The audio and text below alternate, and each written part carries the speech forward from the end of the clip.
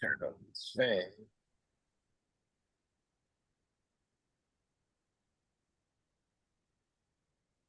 Press record.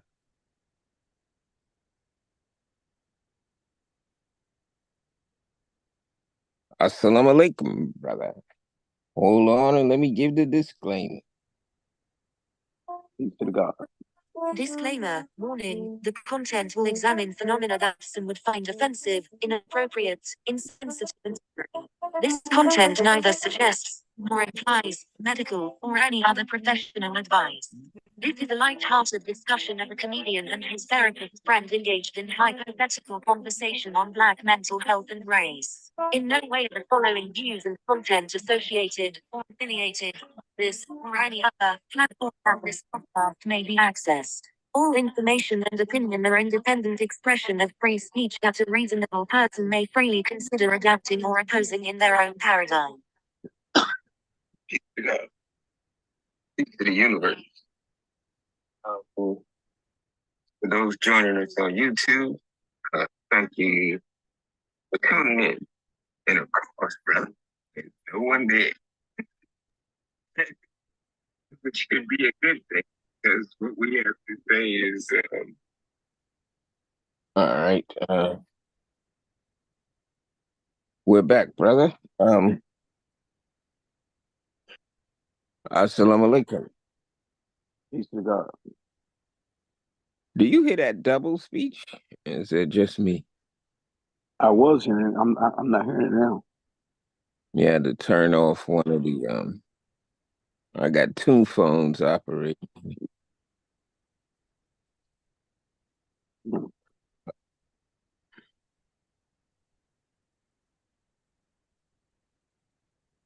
All on. 1 second.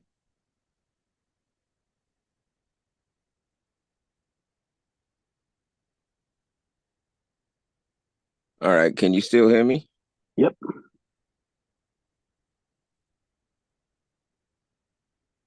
Okay, hold on a second.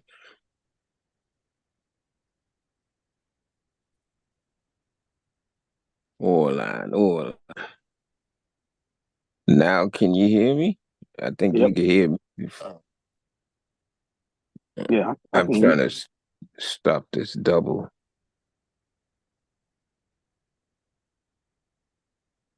Okay, here we go. Um,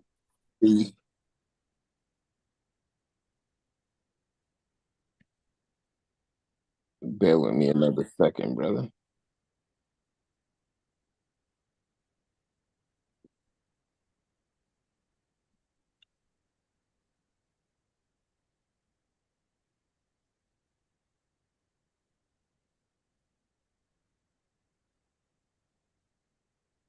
I gotta edit this as soon as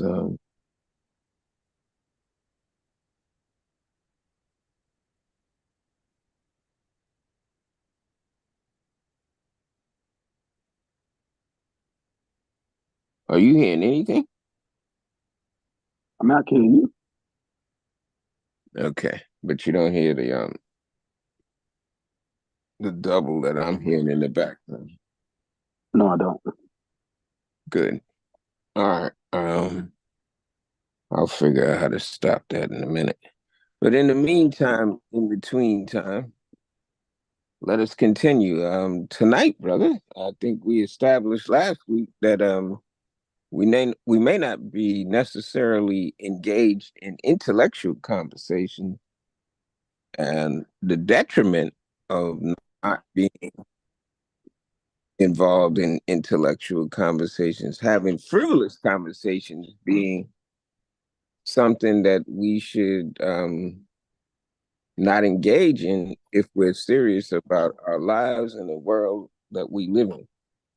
Well, I wouldn't necessarily say we don't engage in intellectual conversation. I think a lot of the conversation is intellectual, but I think I always try to preference when we start to go into a conversation that's probably not intellectual, right? So, like, I will if you ask me something and I say, "Well, I don't know about that," then at that point, I'm making a disclaimer that this particular subject, I might, I can't talk intelligently about a particular subject or a particular person if I'm not, familiar with them. But in Yes, sir. general, if we're just having a conversation, we can have an intellectual conversation, but we can't talk I can't talk intellectual about something that I'm not familiar with. That's the point that I was making. Indeed. Um, so I think we defaulted in accord with each other as to having an interesting conversation. If it's not necessarily something that we know inherently or intrinsically, if we're not familiar with a subject, like you said, it's not wise to say that you can speak intelligently about that particular Right, subject. right.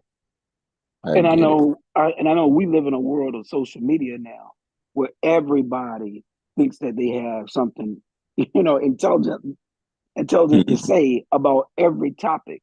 When in actuality, I'm always telling people, you know, you always got to consider the source. Where is that?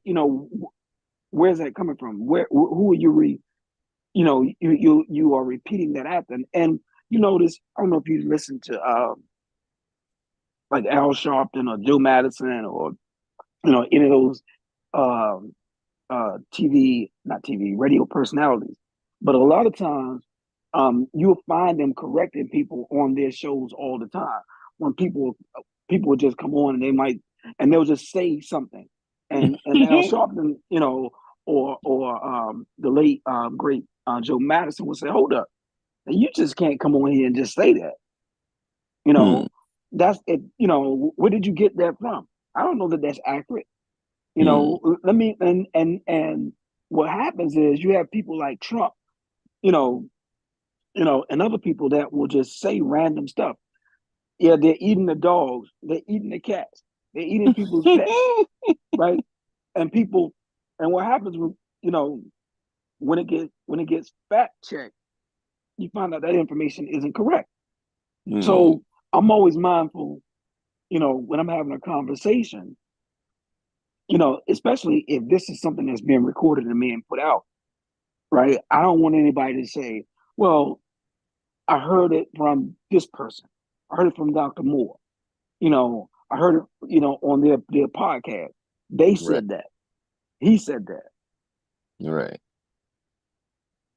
And I am equally um, cautious of trying to sound like I know something. Um, in that vein, I think I said not last podcast, but the one before that there was a a 4-term president, and there was not.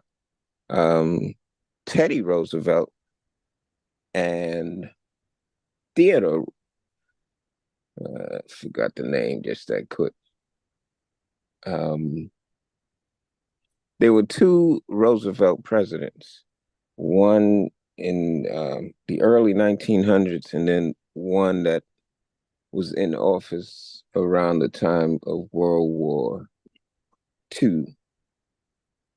And that's the president, Theodore Roosevelt, that was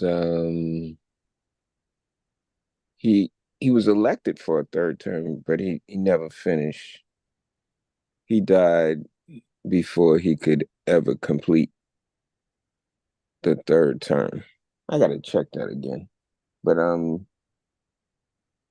I also think that even though this is a conversation between 2 Black men, that we do have a responsibility that it's out since it's out in the public to fact check and not spread misinformation, because one of the things that I do hate is what you just mentioned, how people will quote a source and that source is not credible at all. So just for my own integrity, I try to check things that I put out, especially on these podcasts. And sometimes I may be a little more familiar with a subject, but I constantly have to remind people that you actually have a real job that you spent over 12 years getting a doctorate in, also getting a license in, which took another amount of time. And you don't have time to go through everything that you see on the internet. Um, my job is as a content creator to hold that integrity, but there's no such obligation by you.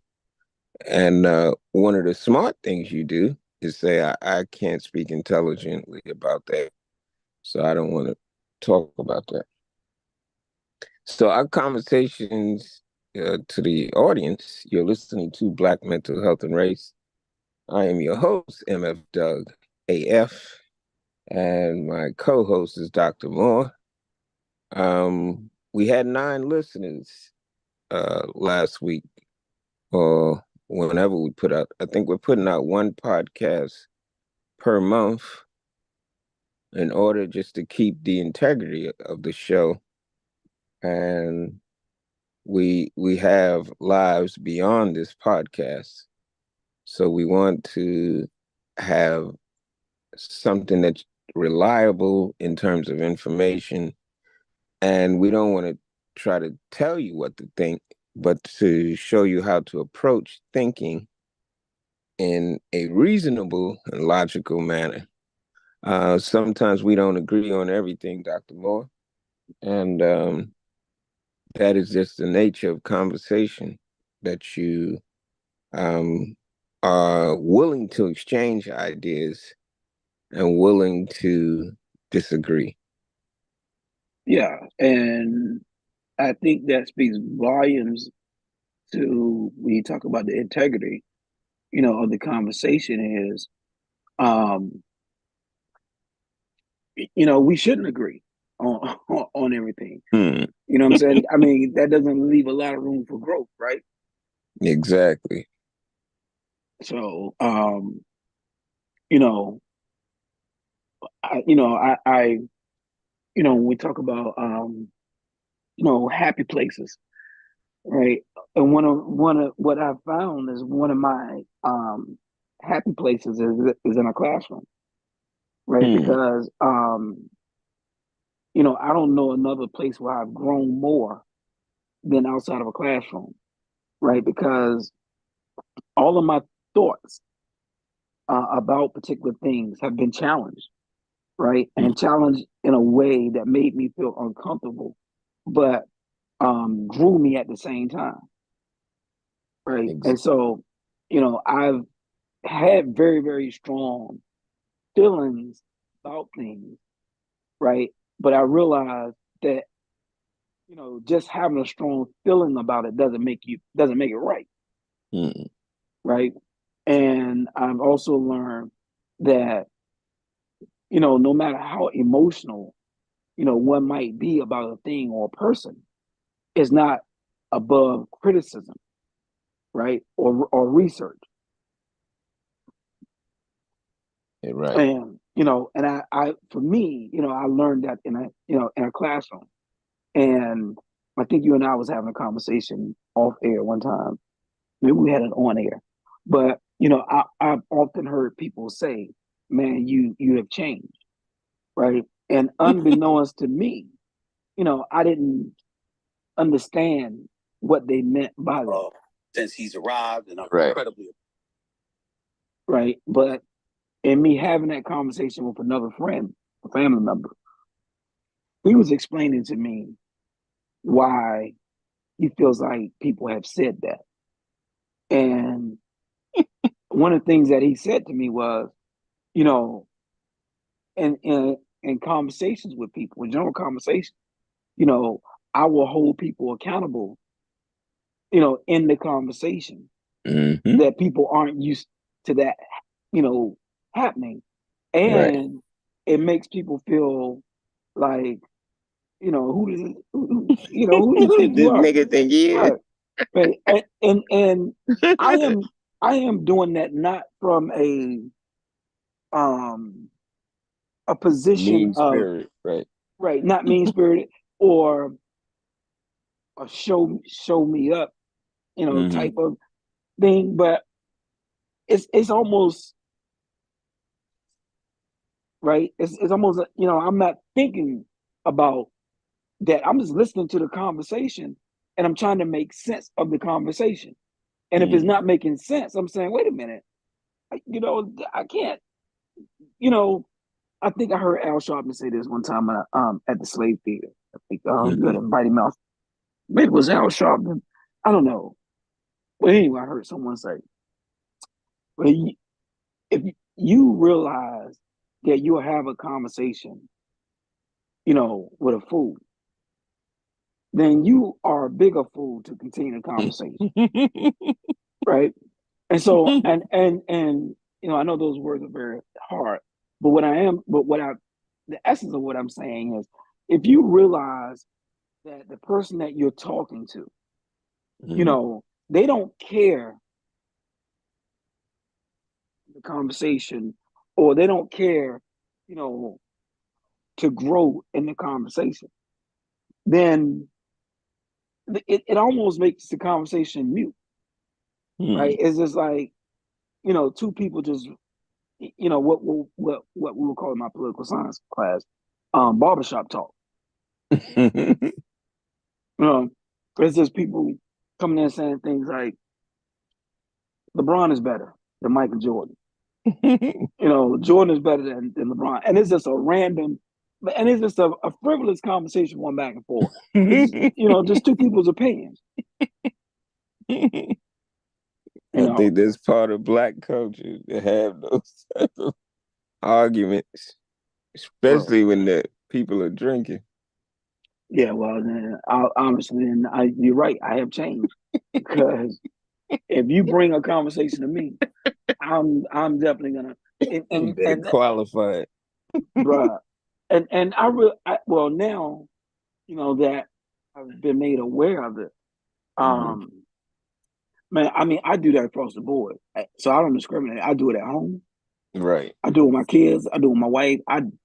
You know, and so much so that my kids will be like, "Oh my God, I want to have a dissertation about this subject." You know, and so it's almost, as if it's almost like they'll think before they have the conversation with me. Yes, sir. It could turn in a whole Yeah, explosion. yeah. Because the Uh, first thing I'm probably gonna say is, "What? Where you hmm, get that from?" You said hmm. what?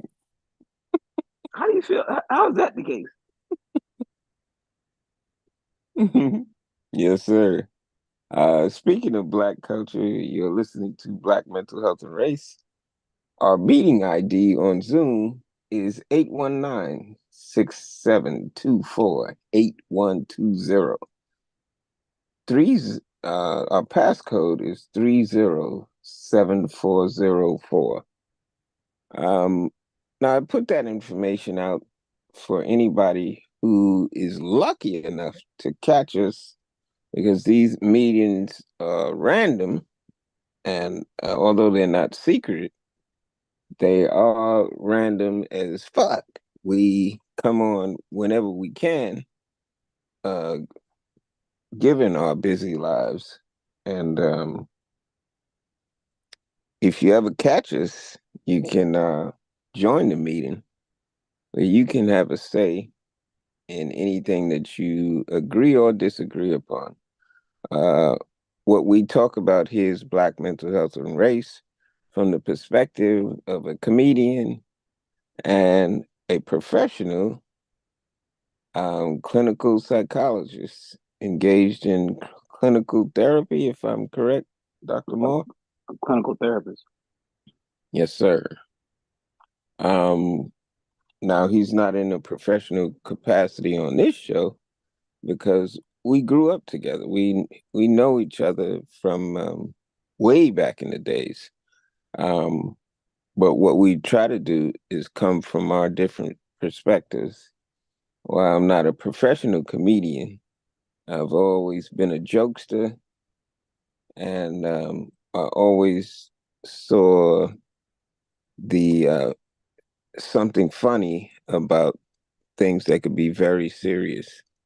And I've always tried to make light of it. And the surprising thing is Dr. Moore used to be just like that back in the days. We used to make fun of everybody Yeah, and everything.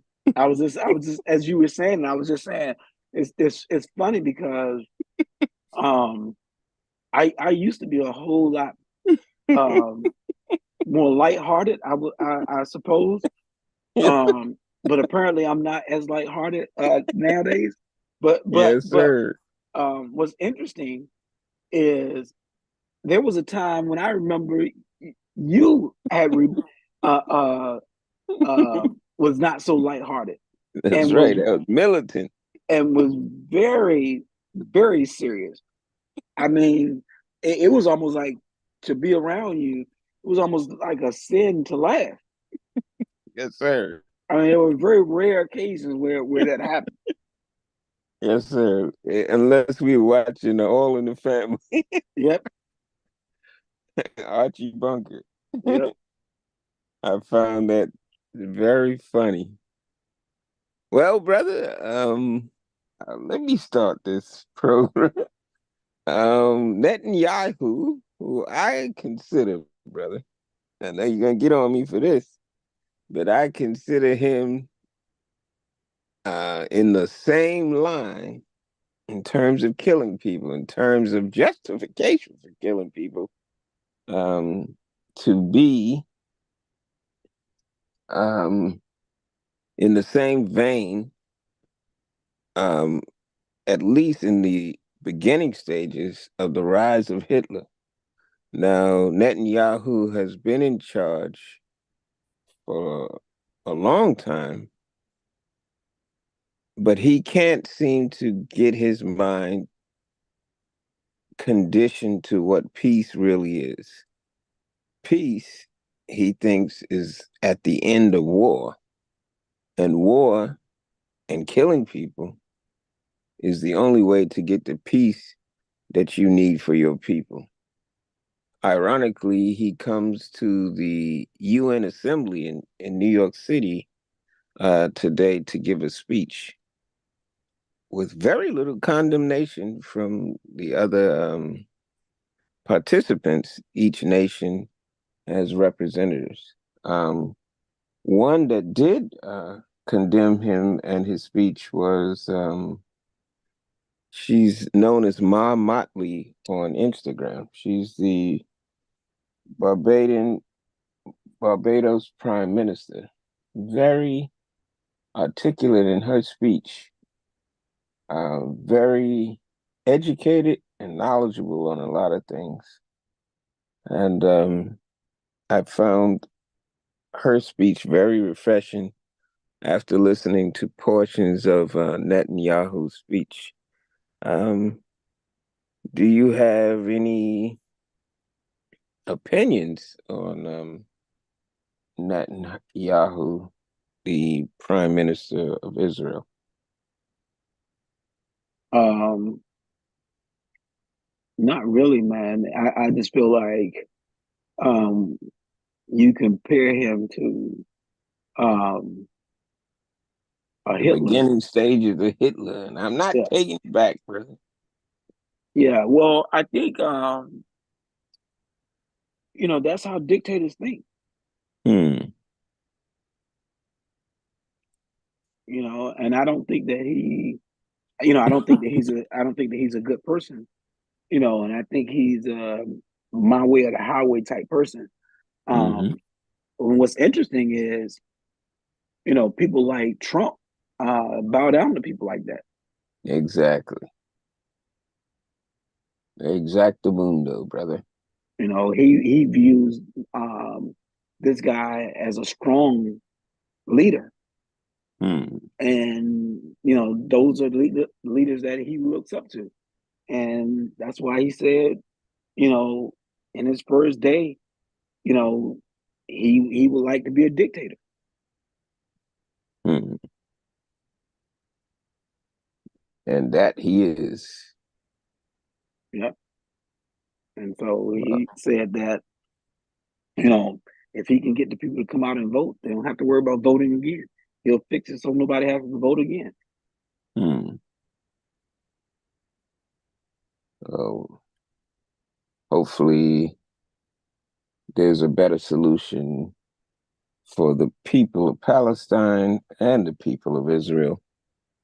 Um, in the interest of fairness, justice, and equity, I don't think the solution he has, and now he's going into Lebanon, he bombed them, and he's thinking about going full force with boots on the ground to punish Lebanon for his accusation that they're holding Hezbollah um, combatants or hiding them or supporting them in some type of way that's against Israel.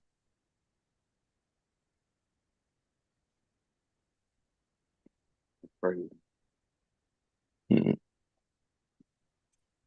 Mr. President, above all else, we need a global reset on peace. There needs to be global peace. And those of us who are old enough would have recognized that there are peaks and valleys as it relates to this issue of conflict.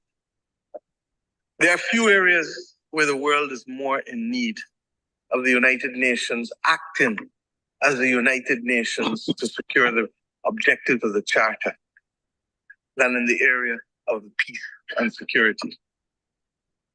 The silence that has engulfed Sudan is unacceptable and may well be rooted in the racism that the world still carries as a badge of honor from the victories of the last great war of the World War II. The actions in Myanmar cannot continue.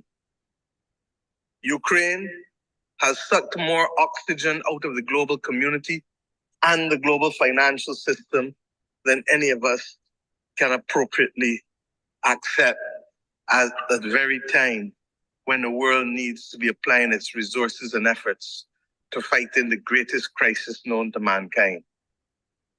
And the spread of the war from Gaza to the consequences in the West Bank to now clearly what is happening in Lebanon as we speak with Israel, all of these are but the tip of an iceberg of death, violence, and instability, and robs the global community of oxygen and resources.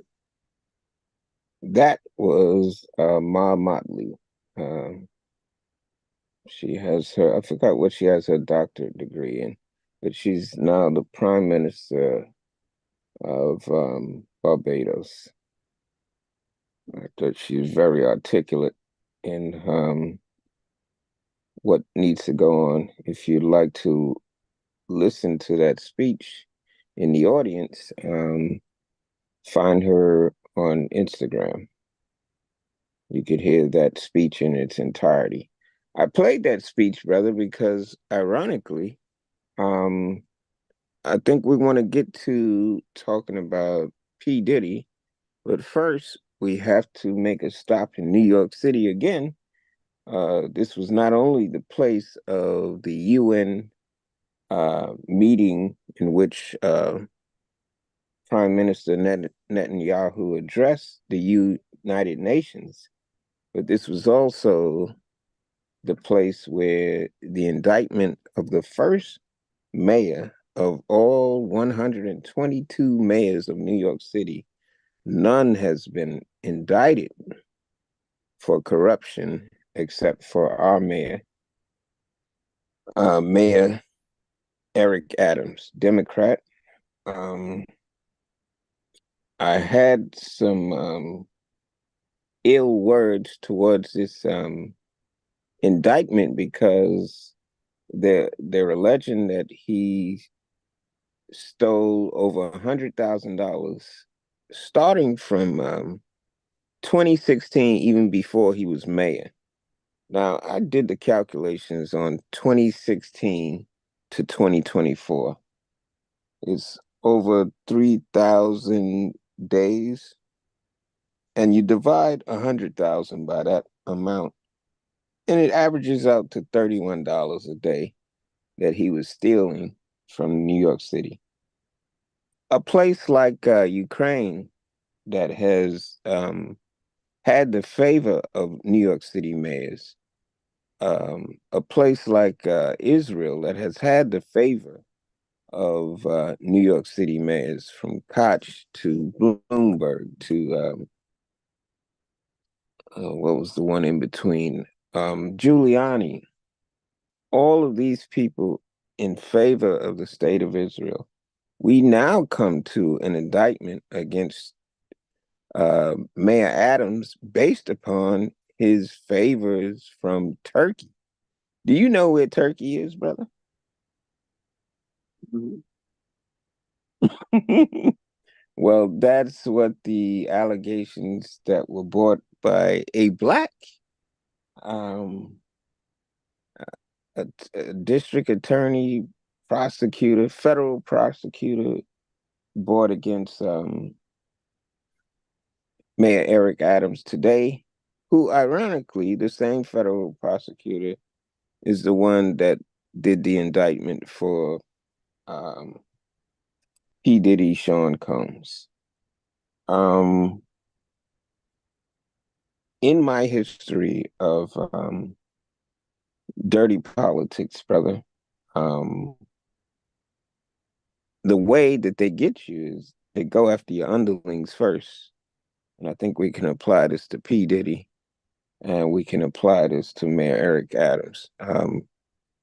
Setting aside momentarily, not all the way, um, the allegations, but how this politics works is they go after your underlings, and then after they go after your underlings, they have people that will testify against you that they've scared, and these scare tactics, and now people will condemn you from your own office, and that becomes the measure of the indictment against you.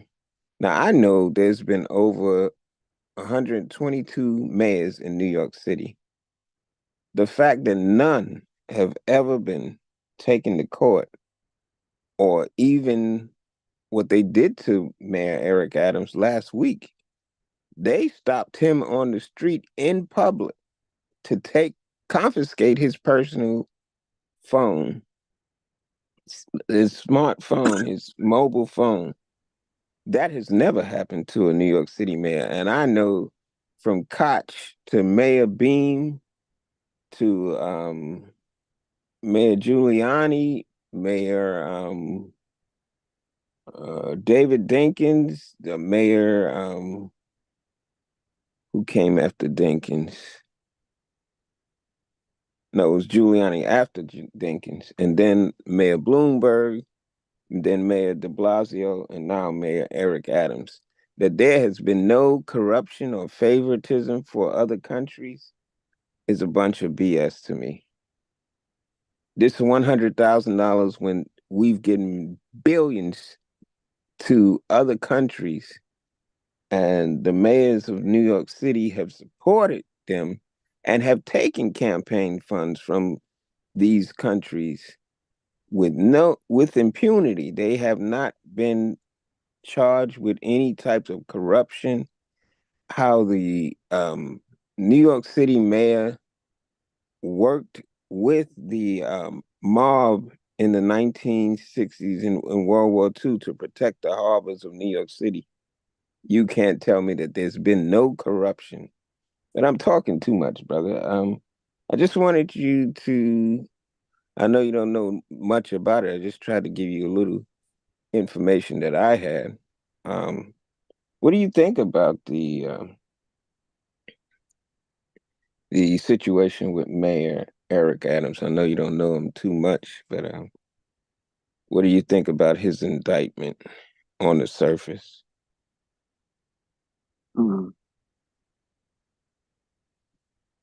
you're right. I don't know a lot about that. I've just recently, maybe within a day or two, have heard about what's happening what's happening with him. Mm, But um, I think it's par for the course, man. When it comes to politics, you mm, know, we have something similar happening here right now in the district with one of the city council members, over Treyon White, who's been indicted by the FBI for mm, bribery. mm, Um, and I think that here's what I think. I think two things can be true, right, at the same time. And I don't know Mayor Adams. correct. I agree with you without even saying it, but go ahead. Proceed. I think that he can have good intentions, towards the people, right, and for the city. Um, but I think that he could also um, have his hands, um, In the cookie jar. yeah, and so I think the difference is at the end of the day, um, the ones who get caught and the ones who don't, Hmm. right? I don't think that he's done anything different, but I think what has happened is, he may have somehow got targeted, Hmm. or somehow got on somebody's radar, Hmm. right? And as a result, I mean, you know, I think about uh, Mayor Berry here in Hmm. Washington D.C. Right. Right, and as much as we love the mayor here and know all the great things that he did here for the city, and Hmm. particularly for people of color, Hmm. Mayor Berry made more black millionaires in the city of Washington Hmm. D.C.'s history, Wow. right? He gave more black people contracts, and opportunities than any other mayor Hmm. in the history of Washington D.C. And so the city of Washington D.C. will always love him for that. Um, Now, did he endeavor in some, other misdealings? Salacious. Yeah, surely he did. Um, did mayors prior to him, do that? I'm sure. You know what I'm saying? I don't. They didn't get caught, but I don't think that. Um, I don't think it's anything new. But I just think that once you get targeted, unfortunately, that's what happens. Hmm. So again, I think two things could be true. Um, I don't know Mayor Adams, but from what I've seen of him, I do believe that he had the city of New York's best interest at heart. Um, did he do something selfish for himself? Maybe he did. I don't know. Hmm. Well, the allegations, this is what they're charging him with. He took a trip in 2016 to Turkey. He was invited there for a speech or something. And from there, they started offering him upgrades for his hotel and his flights if he'd come back. And Yeah, I but guess, yeah, but they did the same thing to Clarence Thomas. right, which is my point about the Supreme Court justices that get these trips all of the time. And Right, they have major influence over American politics. right, So much so that they can give uh overturn Roe v. Wade, right. which is a political thorn for a lot of people in on abortion rights on either side of the table, and yet none of this is considered corruption. It's just business as usual. Um, that's why the name of tonight's theme is "You didn't have a problem with it before, nigga." As Dr. Khaled was famous for the speech he did, you didn't have a problem with it before. And it talks about the hypocrisy of business as usual, keeping the status quo until a black man does it. You are listening to Black Mental Health and Race. And we talk about things that are sometimes controversial, sometimes thought provoking, or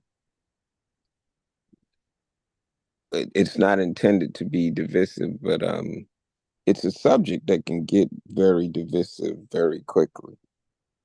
And in the interest of equity, we try to be objective about the subject. But I've seen far too many things that other people have gotten away with. But as soon as a black person does it,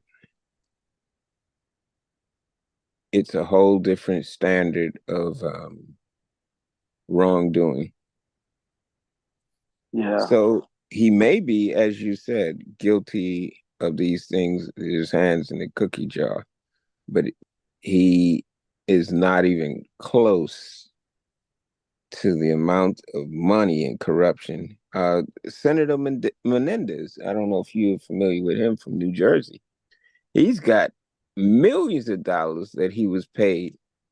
I forgot which, for Egypt, a very rich country and oil fields. He had so much money from them, brother, that he he got busted with gold bars. They gave him gold bars, and he's appealing his conviction, and he hasn't been sentenced yet. Uh, they were supposed to sentence him this September, last couple of days ago. The judge has ruled that they will postpone his sentencing till after January 2025. So there's no condemnation coming from these same big media rags like New York Times for a person like Senator Menendez, and even here in our local politics, Senator, you know, somebody that was a friend of one of our public officials, politicians, uh, Picoco. I forgot what he did, but millions of dollars are at stake, not $100,000. So to what they're doing to Eric Adams is much ado about nothing.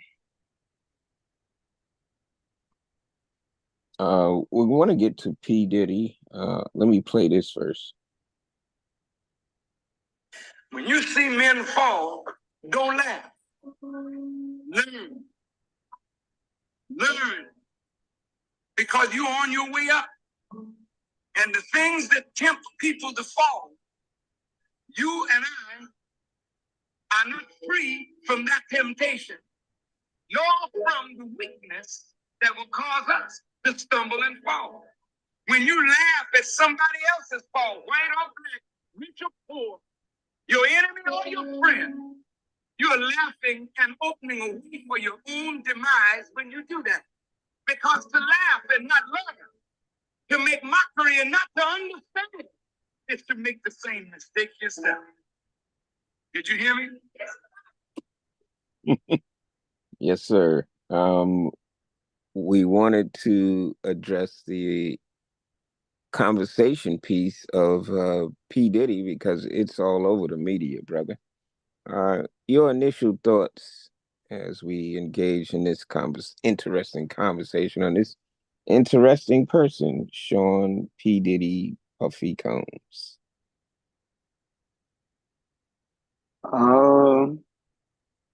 My initial thoughts on About the the on indictment the and allegations. um I don't know, man. I well, I haven't ever been a P Diddy fan, right? Mm, So I wasn't ever I always have heard of shady dealings with Puffy. mm, So um, I and I was a Tupac fan. So I always felt like, you know, um, that he may have had something to do with Pac getting mm, shot when Pac came to New York. I don't know if he did or if he didn't, but I just felt like if I was a person in the streets, I had my ear close to the streets, mm, I know that there would be nothing in the city that I wasn't aware of, right? Or that I couldn't get access to. So if something happened in DC when I was in the streets, I I was privy or connected enough that I could get, you know, you know, probably firsthand information, about things that were happening. So I found it ironic when, you know, he claimed that he didn't know anything about it or had anything to do with it. And even if he didn't have anything to do with it, that he didn't know anything about that. I thought that was weird. So I can't say that I feel like, I'm surprised. This just looks like, you just sort of writing on the wall. It's been mm. since the whole Cassie thing, is just you just saw it coming. Yes, sir. It's I don't believe in karma, but I do believe that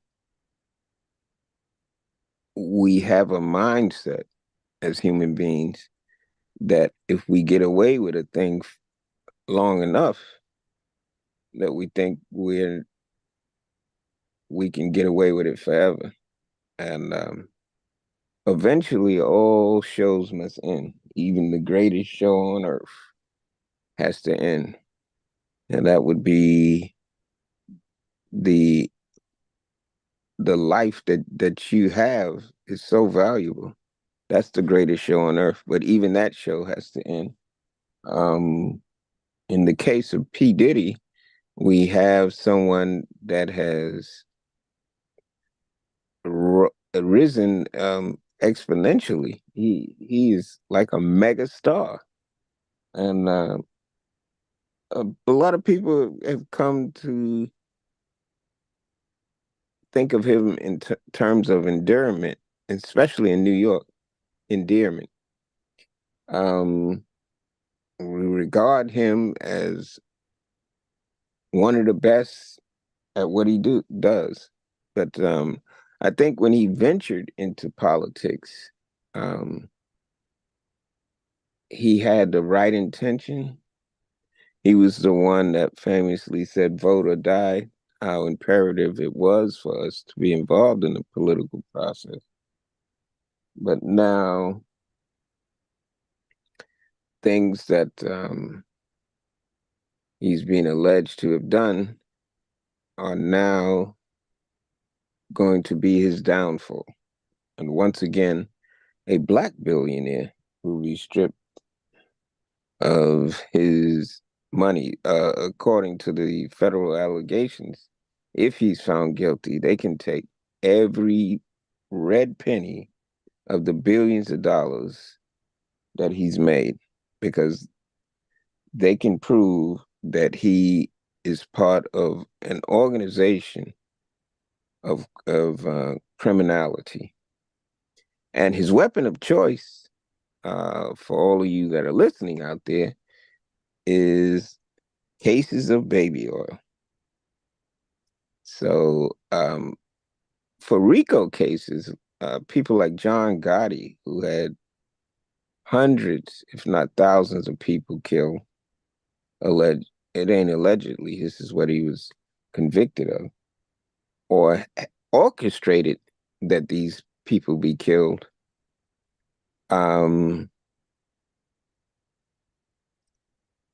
Hundreds of guns, ammunition, criminal activities documented for John Gotti.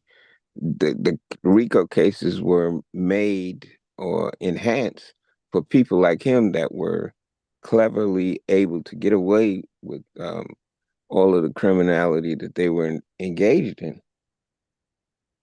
But a person like P. Diddy, his weapon of choice, he had 3 AR-15s. And a part of the evidence that was confiscated, besides the computers and all of the electronic data, was 1,000 cases of baby oil. Surely not as bad as a John Gotti. Not that we should make a comparison. Same would go for Netanyahu and Hitler. Can't make the comparison. But it goes back to the saying, he didn't have a problem with it before.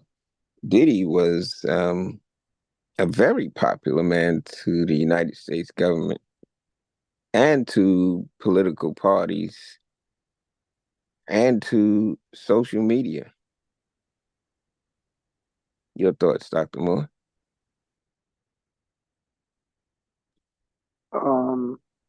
I don't know that I think, well, I don't know that politics had anything to do with what is happening with him. I think that, I'm not a person that talks about karma or anything like that either. But what I think with money comes power, and I think power corrupts. And I think one or two things happens when you have money. Um, you know, with money, you become more of who and what you really are, right? And so Mhm. with money, you have resources and you have access. And so I think with money, that behavior that he exhibited, if he exhibited, then I think power and resources gave him more of that. Um, and so that's what he did more of. But I think if you're philanthropic, you know, and generous and loving, then with money you will do other things, you know, um, you know, maybe like a Tyler Perry, who, as much as he is criticized, he gives a lot of opportunities, to people Mm. that probably, would not have gotten it. The other billionaire guy, I forget his name, that paid all the different student loans off for these students. Um, and with Diddy, if the allegations are true, he's a party animal. And so he just had more parties and bigger parties, you know, um, and freak offs or whatever it is that you want to call them. And it just became more freakier, and more bigger, allegedly, with the money and resources and the power that he had. So, if it's true, then I think that, that's a side of him that money and power gave him um, the opportunity to do and become, more of that person. Hmm. Yes, sir. Um, Is he a fellow alumni of Howard University? Well, he didn't graduate from Howard. He went to Howard. He didn't graduate from Howard. He went. Yeah, And Kamala Harris is an alumni of of Howard Howard. University. Yeah, she's a graduate though. Right. Yeah, I think that do you see any connections with all of these cases? There's one other case that I wanted to mention. Um, can't think of it now. But do you see any connection to Howard University in terms of trying to discredit Howard University, one of the HBCUs? No, no, I don't see that at all. Yes, sir. The No. And I mean, it's like again, I mean, he's not. If you think about all the people that went to a HBCU, I mean that's a lot of people. I mean, and again, he's not a graduate. He just attended there. You Mhm. know, and his last donation, um, he donated 1 million, and then he pledged another 1 million. Um, and the 1 million that he pledged, he never paid. And I'm not, and I'm saying this intellectually because I know this for a fact. Because my frat brother and my chapter brother Mhm. is the financial manager for Howard University, Wow.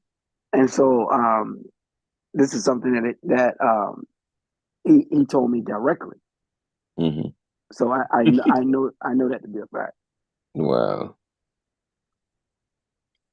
I think what we do on this show, Black Mental Health and Race, is to examine things that happen out in the public just to see the mindset of people and the things that we discover about people's mindset. Not that we can predict what they'll do, the human behaviors, but just as an example that we can internalize and see where we need to make our own corrections. I've brought up on several occasions people like Brother Polite, people like Nature Boy, and I was so happy that they were behind bars. And we even discussed on air why I was so happy about that. I think a lot of people are happy to see that P. Diddy has fallen, and I wanted you to have a discussion about that happiness or euphoria we feel when we see black men fall. They're doing the same thing for Mayor Eric Adams. It's about time. And these are black people. I could see the white people that are happy to see these guys go down because they don't believe that we should have money. And they should have never gave you niggas money. A joke famously made by Richard Pryor. Um, what do you think about the happiness we feel for other people's downfall? Um, I don't know. I liken it to, I liken it to um the Django situation, Hmm. right? Or the Django mentality, right? In that uh, we throughout slavery, we always had this thing that we were taught called, divide and conquer. Um, and so there's something about the self-hate that we have for ourselves, right? Hmm. And so the self-hate that we have for ourselves when we see another Black person achieving, the hate that we have for ourselves makes us joyful when they fall, Mm. right? So it's kind of like, you know, when you look at the psyche of young Black men killing young Black men, you know, a part of that is the hate that you want to kill within yourself, Right. right? And so psychologically, consciously, unconsciously, you know, you are attempting to kill the part of you that you hate, right? And so what you see in another Black male when you are going to take his life is an unconscious attempt, to take your own life or kill Mm. that part of yourself that you hate. And Mm. you feel like it's less of you that will exist, Mm. right? That part that you hate. Right. And so in seeing someone like a Diddy fall and to be joyful of that is the part of yourself that you feel not worthy of, Mm. right? And so because you don't feel worthy yourself, you don't feel that your brother is worthy. And so it's called self-sabotage. Mm. Exactly. I want to get into that about Kamala Harris as well, because there's another famous thing uh, being sent around social media about her blackness. But let me play this clip right quick. White people become white people. I'm so glad you asked. I find that most white people have no idea how they came to identify as white. And because they don't know that history, they often fundamentally misunderstand the legitimate critiques of white identity politics. White people didn't exist before the middle of the 17th century, as in the middle of the 1600s. And if that rings a bell, it should. More on that later. This isn't to say that lighter-skinned people didn't exist. Of course they did. Europe is a real place with real people who have been there for a very long time. They just didn't identify as white people. They were Englishmen, Dutch, Greek, Gaul, Scythian. Princeton history professor Dr. Nell Irvin Painter chronicles the invention of this diasporic pan-European white identity in her book, The History of White People. She demonstrates how white identity was constructed primarily as a differentiation from Black identity, an identity that colonizers and human traffickers made synonymous with enslavement and inferiority. And so the myth of whiteness, moral purity, superiority, and ruling destiny was born, which is kind of ironic, since the origins of the term slave referred to Slavic folks, white people. Whiteness is and always has been a political identity, a fraternal order, a loyalty rewards program that depends entirely on all of its members agreeing to maintain the myth. And let me tell you, some folks are working very hard to maintain it. They're saying Kamala Harris is not black, brother. What are your thoughts on that? The first thing I want to say to you is, where you get that from? Who is they? That's my first thought process, right? Because you know, my thought process is, why do I want to entertain the ignorance of someone who says something so stupid, right? And Now break down the what stupidity for me. now? And when I say something so H. stupid, Garrison on Instagram. okay, I have no idea who that is. But there's some people that are woefully uninformed, and then there are other people that are intentionally ignorant, right?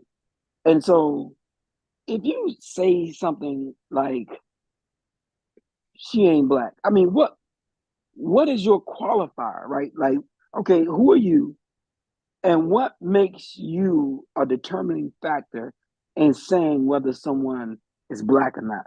How are you defining that? Are you defining that based on your hood definition, your limited understanding, your lack of education?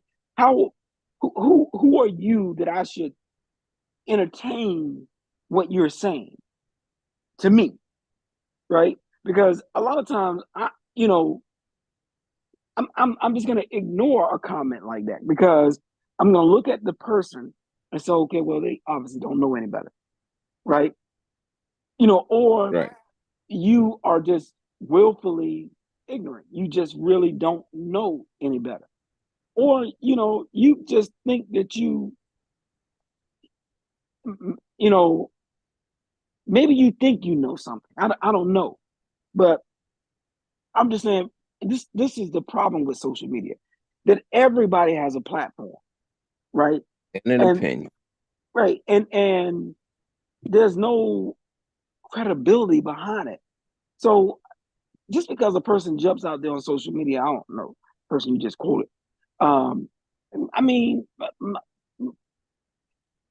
first thought process would be like, well, who is this? That's obviously sounds very unintelligent to me because I don't know how they are defining blackness, right? And who makes them the expert on saying whether or not someone is black? Yeah. Just for clarification, the clip I played was not about a person claiming that Kamala Harris is not black. This person, Garrison H on Instagram, is talking about the label white is a political. Yeah, I get that part. I got that, and I agree with what I heard. Right, Right, but when you ask the question, you right. said when you say they are saying she's not black, that doesn't sound like that person that I just heard. No, no, Right, no. that person That's seemed two separate. right. That person seemed very informed based on the Right, information that they gave. So that's why I asked, well, who is this person that's saying she's not black? right. What's their qualifications? What's I their got you now. qualifiers? I got you. I didn't understand it at first, but now I get your question. Um, I don't know who said that, but it's going around the internet that we shouldn't vote for her because she's not black. But then it begs the question: is Trump black? If Yeah, we're but they made the same argument about Barack. right, right, They which said the is same thing about Barack. absolute stupidity. But it was white people doing it, majority, when Barack was Well, you had black folks saying it too. right. You You had black did. folks saying he's not really black because his dad is Hmm. from Africa and Hmm. his mom is a white woman, so he Hmm. really didn't have the black experience, right? And you had people saying that, right? And Yeah, because they stupid. woefully ignorant. Right. Now, and then he didn't go to a black institution, right? He went to an Ivy League white school. But here's a black woman. I mean, here's a Mhm. woman of color, and that's all you. Historically, that's all you need to be is have color. Right. One drop Historically, rule. right? If You you didn't had have a color, problem with it before, and which and is my theme for the night. and You didn't and have a problem with it before, nigga. and the problem I have with it is if you didn't know her background, if you didn't know Hmm. Barack's background, and you saw him, Hmm. the first thing you would say is he's a black man, The black. right? Both And if of the them. and if the police pulled him over, they They would would say beat him like they would he beat us. if they pulled him over not knowing who he was, he would be a Right. black man, Right. right? The same way with Kamala. If she got pulled over by a white police officer, she would be a black woman. Hmm. But there's this contingency of black people, particularly black Republicans, that are now talking this mess about who's black and who isn't. Man, That's where they the probably ain't. majority of this foolishness is coming from, the black Well, that's why I Republicans. always say you got to consider the source, because I wonder how black they Exactly. are, Right. and are they conveniently black? Right. We spoke about Armstrong Williams last week, and the people who don't even want to associate with black, all of a sudden now they come up with this ideology that certain people aren't black. They didn't even want to be associated with black. They happen to be black, but they're actually a Republican. The people of Candace Owens ilk that think that there's something better than black and that we just happen to be black. But what this guy said in the clip makes a lot of sense. In order to get all of these diverse white people under one banner, no matter what they believe, what their religion is, what their politics are, they came up with this term white people. Not only did it mean togetherness or unity, but it meant that this was the purest of all people on the planet Earth, which is a bunch of bullshit, but they adapted it. And if you want to be a part of this gang of privilege, all you have to do is claim that you are white or for whites. And I think that's what these black Republicans are doing. They are for whites, and so they can adopt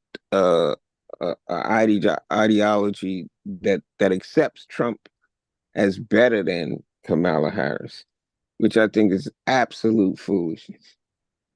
And you understand why white people will vote in their own self-interest, but you don't understand why black people will vote against their own self-interest.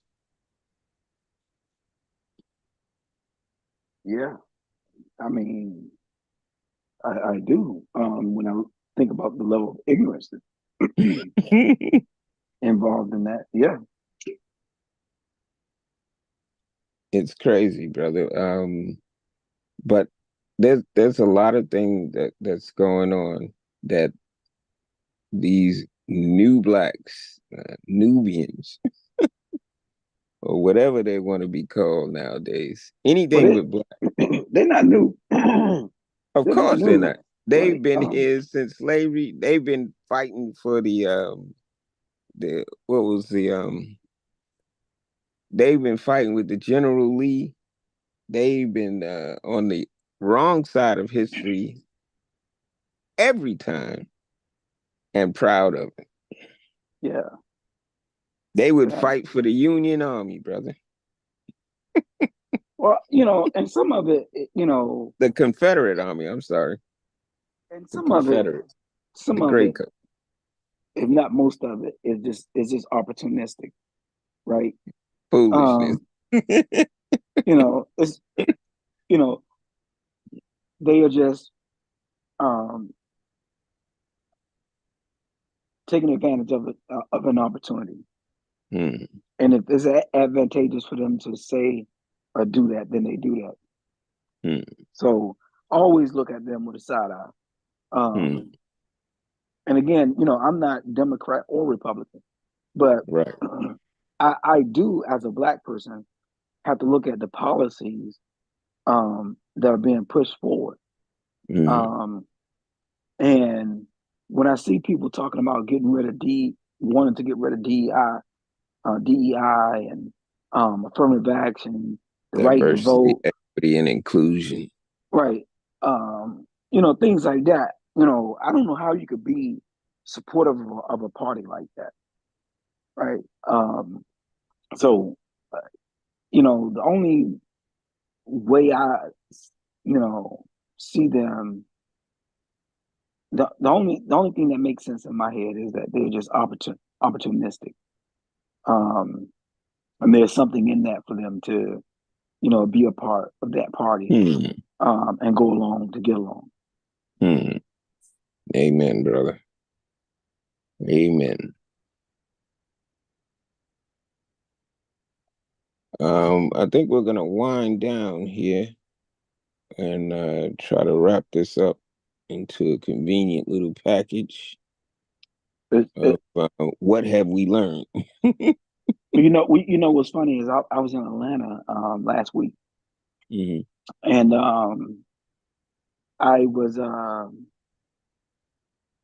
I was walking to get to inquire about tickets because we were in Atlanta for a wedding, and so we had the whole family with us, and so we discovered that the hotel we were at, down the street from the hotel we were at, there was uh, two stadiums, but at one of the stadiums, the cast of Wild 'N Out was there, and so I was going to try to get some tickets for my Yes, daughter sir. and my son. Mm-hmm. But as I was walking up to go inquire about the prices, there were a whole group of these black guys right outside, and they were preaching of the storm. Your boys, yeah. I'm joking about your boys. The Hebrew Did they Israelites. have on the Ninja Turtle costume? And ironically enough, they wear the same colors as my fraternity, purple and gold. Purple and gold. Yeah. Were they wearing sandals, brother? I was obviously for different reasons. But so as I'm walking by, they're spewing all these Bible principles and all this other stuff. And as I'm walking by, the guy with the mic, I'm walking past, my son is with me, and he says, black man, he said, black man, can you come over for a second? I know, I already know better.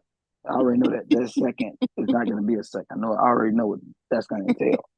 So I'm keeping walking, and he says, "Well, let me ask you a question, black man.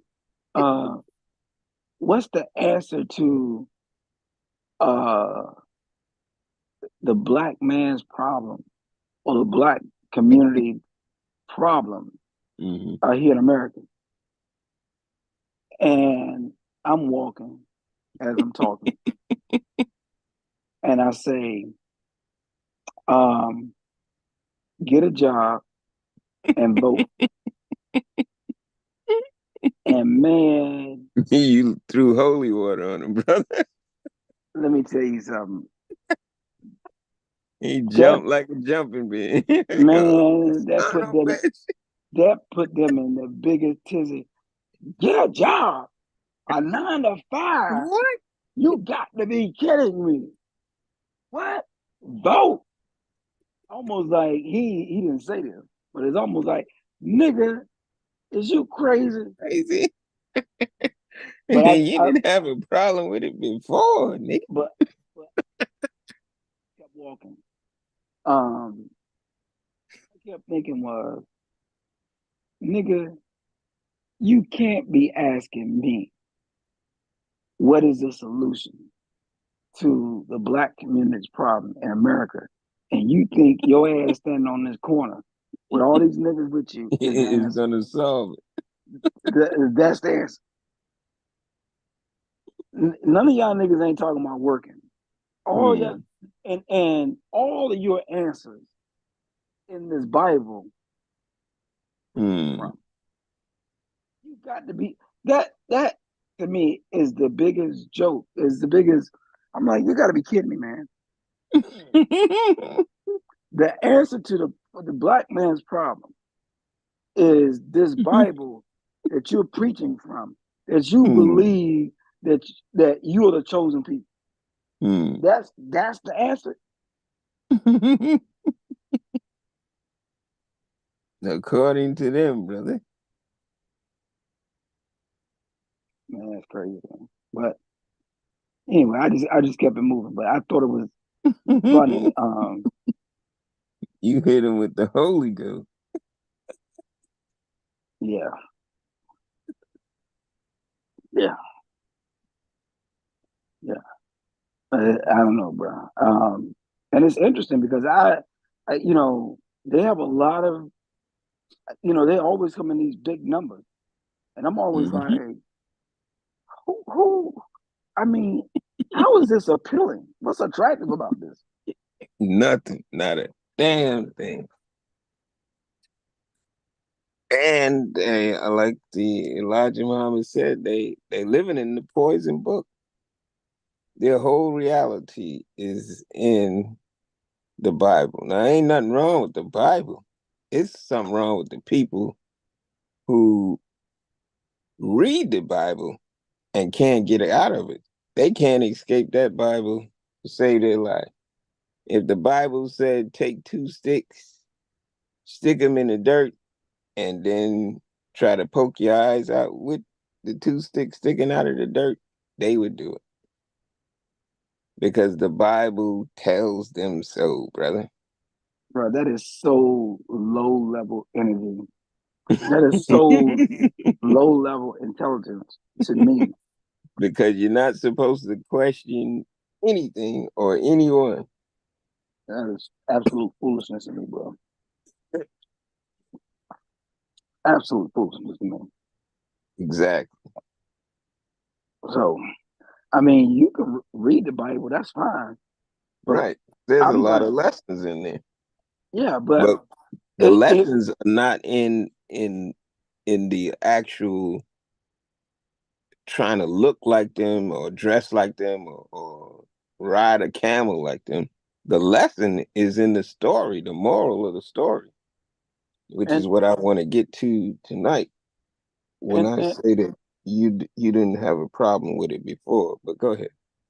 no, I was just saying that if whatever book you're reading, or whatever time that you're reading, if it's not propelling you at some point, you probably need to rethink that. Or Because read another book. I've read a lot of books in my time, Hmm. so I just can't imagine one Sticking with book. one. Right? It doesn't make sense to me. So anyway, Well, ignorance is king. yes. So, brother, the other thing I wanted to say about Mayor Eric Adams before we close was that the hecklers, you know who the hecklers were against him, Yeah, black saying folks. they were black folks, but they were not just any black folks.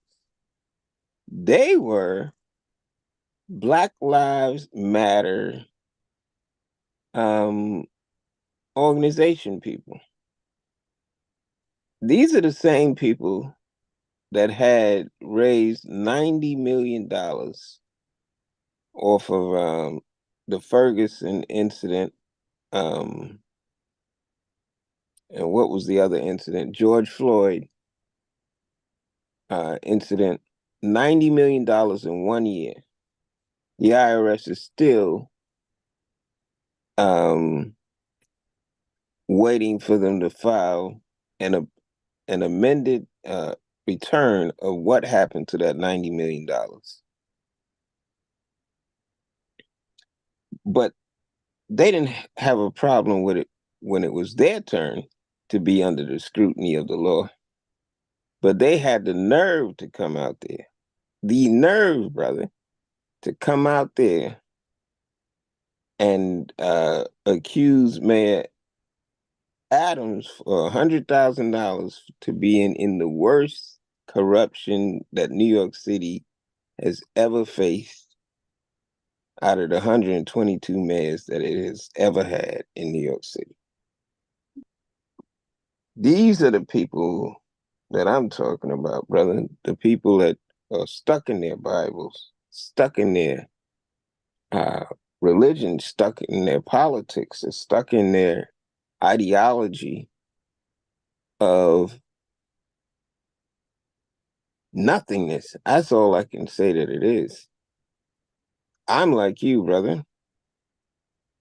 If you don't have an education, you cannot resist ignorance. Period. Well, let me ask you this then. If that's the case, then um, what say you to the idea that all black folks need to do is come together and get on one accord?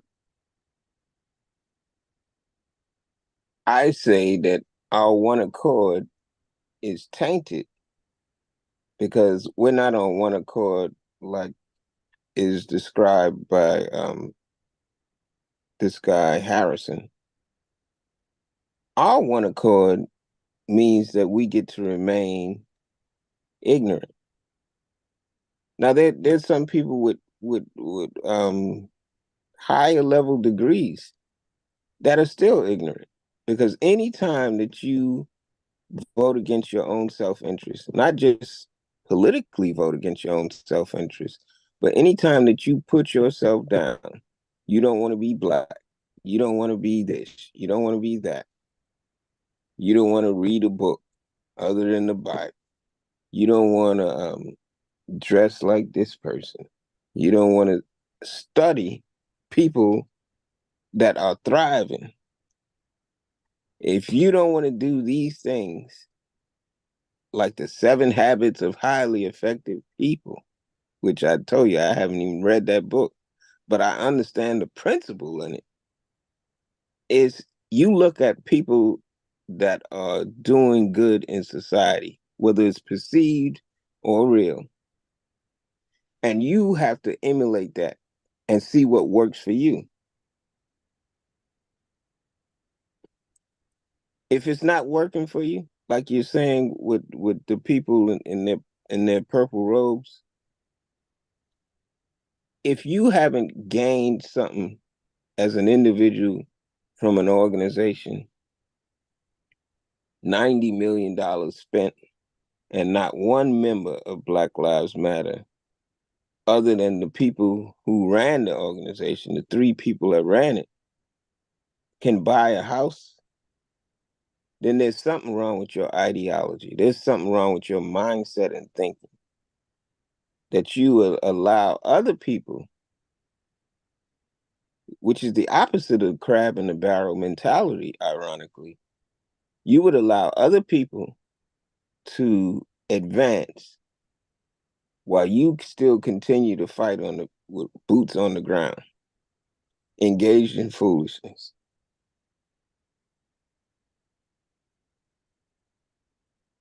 Mhm. I don't know if that specifically answered your question, but how do we stick together?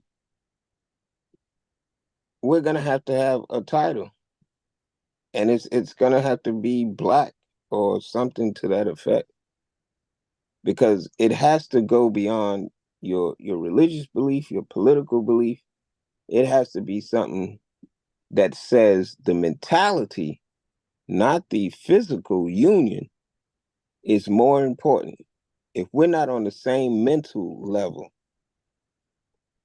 no, regardless to our educational level, our religious level, our spiritual level, if we're not thinking with the same mentality that we have to combat every instance of an attack, whether we like it or not, whether we agree with it or not.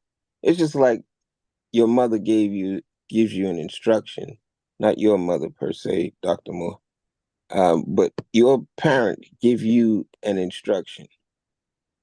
Take your little sister outside. Anybody mess with her, you better mess them up.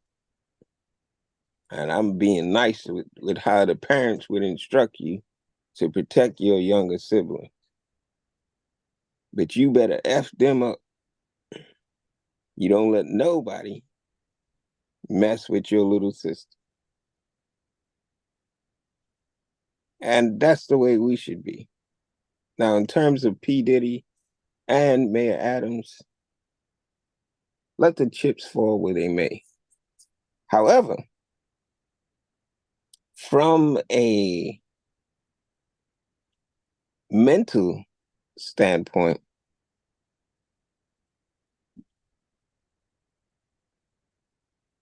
we can condemn the parts of them that we know are absolutely wrong. We shouldn't be engaged in no sexual activity that's non-consensual, that even gives the appearance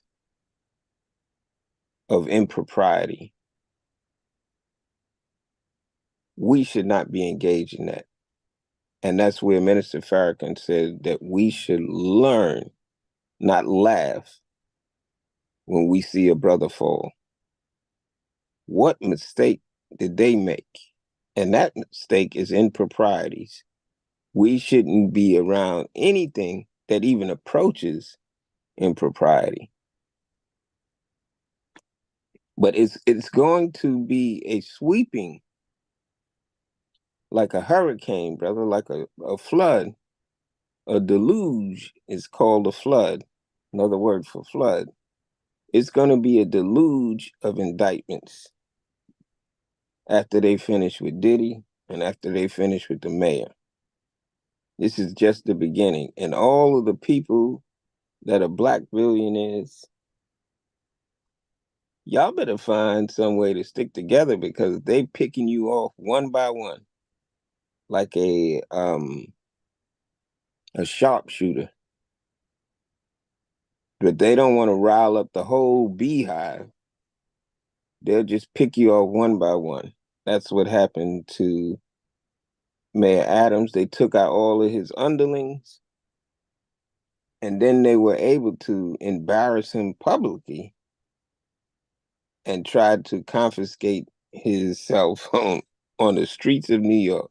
I've never heard of nothing like that in my whole life. For a mayor to be subjected to. And he didn't have the black power around him to prevent that from happening.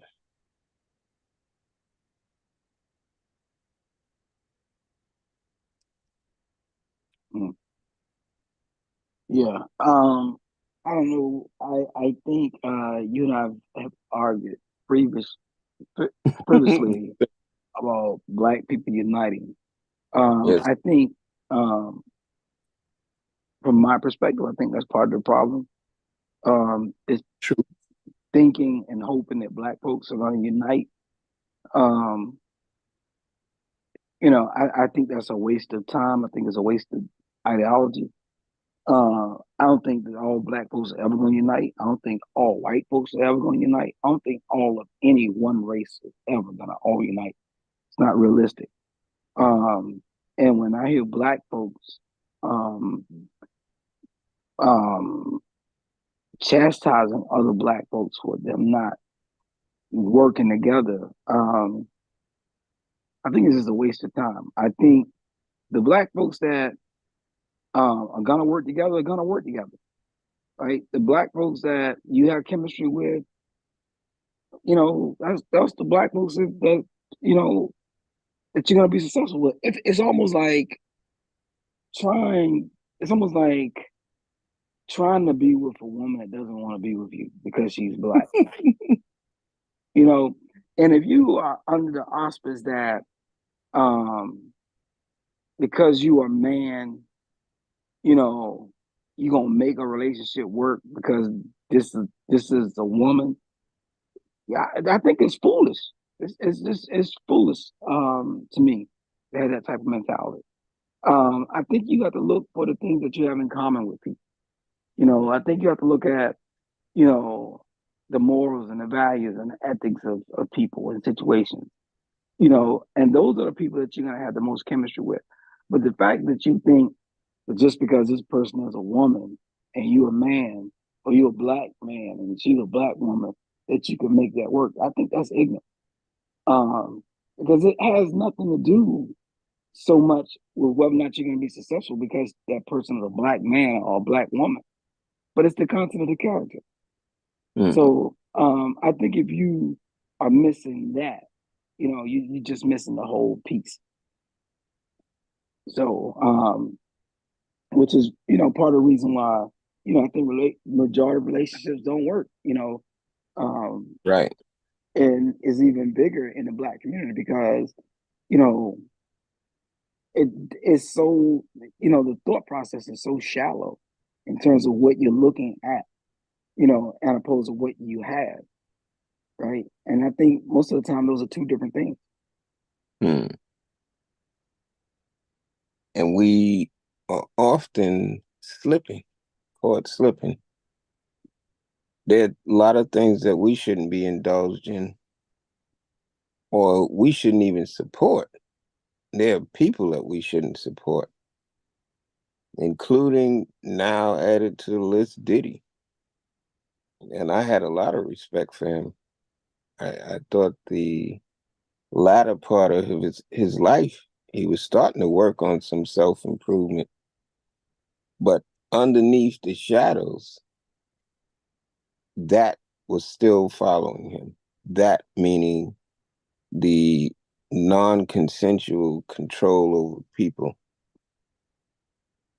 As I said in plenty of podcasts before, and I'll say it again, leave vulnerable people alone.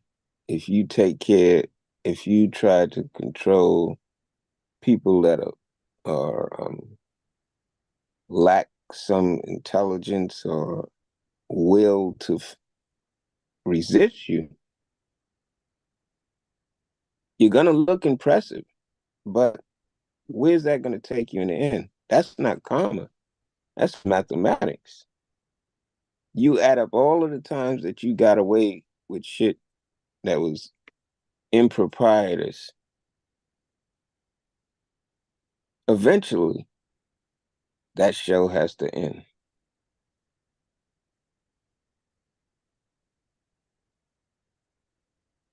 Yeah. Well, end is one perspective. I think transition is another. You know, I don't know that anything really ends. I think that most things is transition. And That's whether correct. it be the physical, eventually we evolve and we transition. And so, we were taught that anything in a horizontal position for too long is dead. So you can't keep doing the same thing expecting a different result. At some point, lifetime, is going to catch up with you.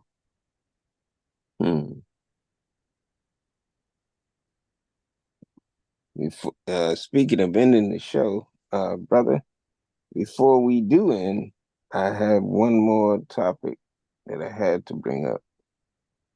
They put to death a black man in Missouri.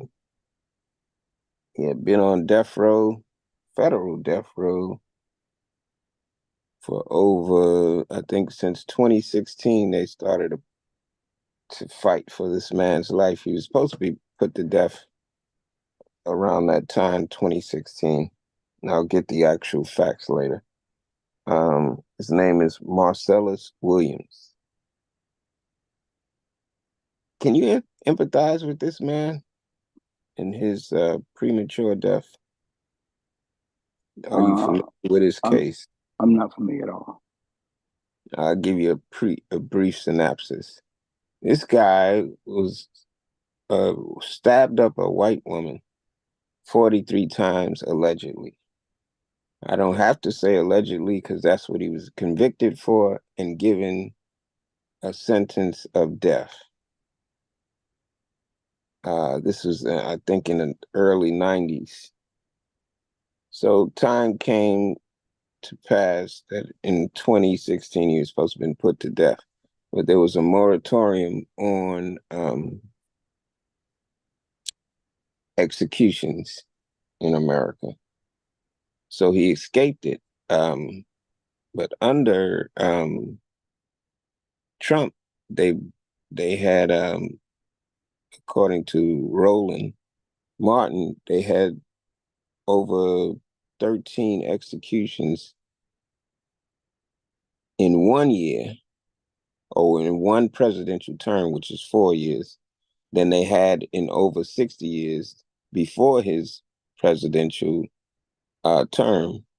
They only had 3 in total in 60 years. So while President Trump didn't put Marcellus Williams to death, it was inevitable that his time was going to run out. Now, do you see why I asked the question? Did you have any empathy for him? For killing this white woman, No, or for for being him. put to death. Right. The aftermath of his actions. Well, honestly, it's hard for me to have empathy because I don't. Outside of what you just read to me, I just said to me, I don't know anything else about it. Mm, So I don't feel anything, um, because I don't know, um, what preceded that situation. I don't know anything about that. So, um, based on what I just heard you read, it sounded very bad. very. So, but again, that's very subjective and one way. And it He sounds was a like that. career criminal, and the two people that told on him had something to lose, but he had all of the theft. It was a theft, a murder by theft. He had all of the things that were stolen on his possession, including a bloody shirt.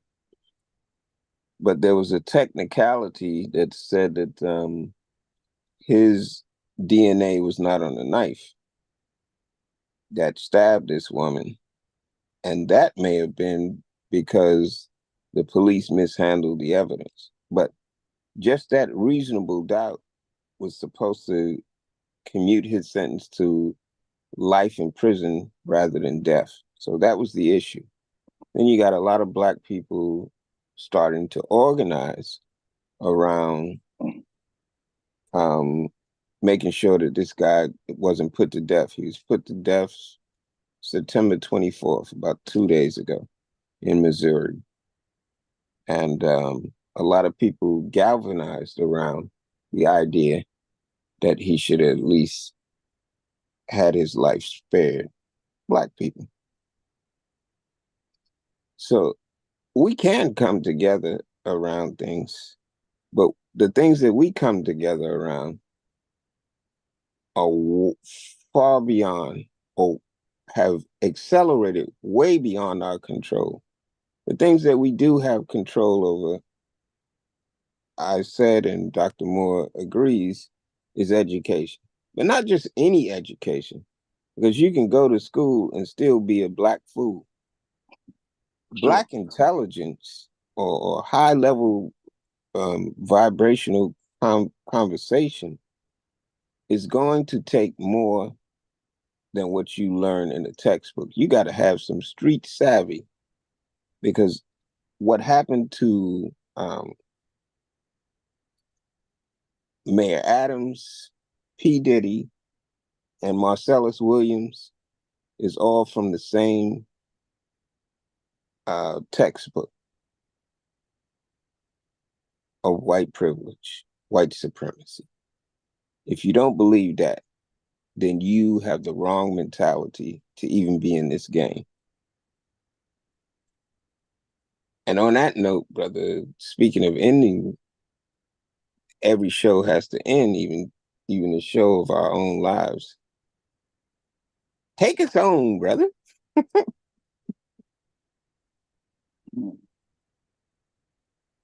Um, I don't know. I mean, I don't know what to say after that. Do you have anything to say about us not having a problem with things before, but now we have a problem with certain things? Yeah. I think, you know, with time, um, things that um used to be can no longer be, Hmm. right? Um, I think one of the things that I constantly heard um during the Congressional Black Caucus um, when Kamala was doing her debate, not her debate, but when she was accepting the nominee for the Democratic, the DNC, not the Mhm. Congressional Black Caucus, but the DNC. Right. One of the things that their main slogan was, "We're not going back," Hmm. right? And so, um, and then you have the Trump people that want to go back. Make So, America great again. right. So I think we want to be careful and You don't know what that's code for, and then you ain't the right type of black person. right. And so while you didn't have a problem with it before, maybe you were a little bit more ignorant, right? But today, you know, Black man, yeah, as preach, brother. uh uh what's the brother? Dr. College. No, not Richard Wright. What's Oh, the I know other you brother? talking about the pastor. No, the brother with the big eyes, James Baldwin. Oh, okay. As James Baldwin would say, I'm not your type of Negro. Hmm. I think we're a long way off from being in the right mentality to prevent these things from happening. There were a lot of black people around P. Diddy, and no one, even though they were benefiting from his billions empire, that could get this man to stop what he was doing. One more thing before we go, brother. Let me just play this clip right quick. You black not represent for the black woman. Like, I can understand white people vote for Trump or any other race. You know what I'm saying? I can understand other races vote for Trump because they on some real. I'm gonna vote for Kamala strictly because she black. I don't even know her motherfucking policy. I'm not finna not vote for the black lady though. I don't know what type of people y'all is. I'm voting for the black woman, kid. It shouldn't even be nothing to think about. Oh man, she's gonna take her gun. She not black. Stop the cap, man. Kamala is black, kid. She a ski-wee chick. Stop the cap, man. You already know she's ski-wee. Shut the, y'all sound like some conspiracy theory. She locked boys up. Trump just said on TV he's gonna give police free range on you dumbass niggas. Free range on you dumbass niggas. He said it. It's part of his policy. Hey, man, whatever the police want to do, they can do it. You dumbass niggas. And y'all just geeked up. She married a white. I don't care about who she married. She a black woman. You. Yes, sir.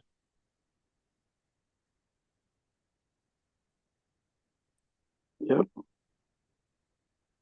And that's in a I nutshell. think that no clearer message should have came out of tonight's discussion than what the fuck are you thinking about?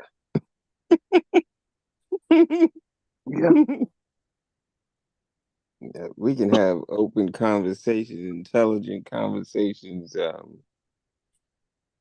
interesting conversation, but at the end of the day, we all in that same boat. And if we don't get it together, they're gonna pick us apart one by one. And while you may laugh at the fall of our major stars, our mega stars, eventually they're coming for you. And that's what this whole movement of go west, young man, go west.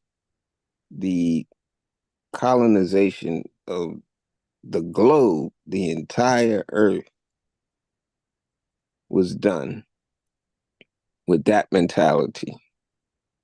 The white man's burden was to civilize the uncivilized through colonization, slavery, uh, all types of things and never was punished for it. But you laugh at a black man being punished now for lesser crimes. Think about what you're happy about, black man and woman. I have to think myself sometimes. I don't know where to go with this, Dr. Moore. Um, I just know that we got a long way to go, brother.